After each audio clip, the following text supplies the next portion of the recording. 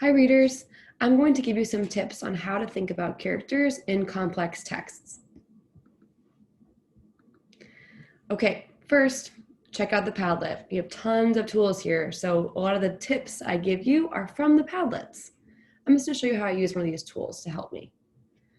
So one thing to keep in mind that's really important in complex texts is that characters are super complicated, just like how you are complicated. Think for a second. Are you the same person that you are when you're at school versus when you're at home? Maybe. What about when you are with a teacher versus a parent or a sibling or a family member? Are you the same way with your doctor as you are with your best friend? Are you the same way that you were when you were in first grade as you are now as a sixth grader? Probably not. You're probably different. Just like how you're different in different situations, circumstances, places with different people, same with characters. Characters are complicated. They might be different with one character versus another. They might be different in one setting versus another setting, in one part of the story versus another part. And then also sometimes they're different on the inside versus how they actually act on the outside. Let me just quickly show you an example of what I mean. Looking at The Proudest Blue. Let's just check out Faiza for a second. Let's just think. So when she's with her sister, when she's at home, she's really proud, excited, joyful about the hijab and her culture and her identity. When she gets to school, things change a little bit. She's not surrounded by her family. She's on her own. She's having to kind of fend for herself and defend something that she cares deeply about.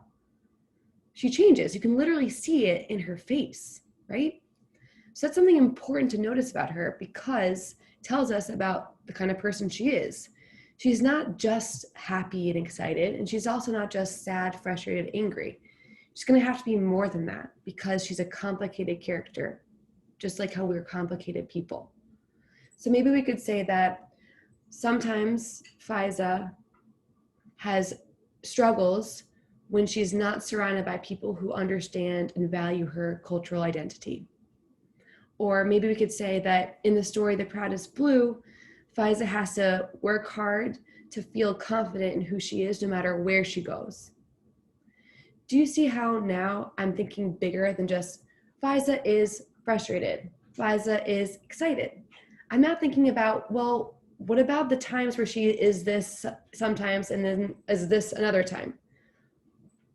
By thinking about the different ways characters can be complicated, we can raise the level of our thinking across a story and have even more meaningful reflections and find deeper meaning in our texts. So when you're thinking about your stories and the characters in your books, I highly recommend using this tool and thinking deeply, well, is my character always like that? Does sometimes the person affect it, the place? Have they changed from the beginning of the story until now? Do they think things to themselves they don't always say or do or show other people on the outside? That's important to note, and that has to be in a jot or in a deeper meaning about the text. It just has to, because it's there. All right, good luck. I hope you use this one. It's important.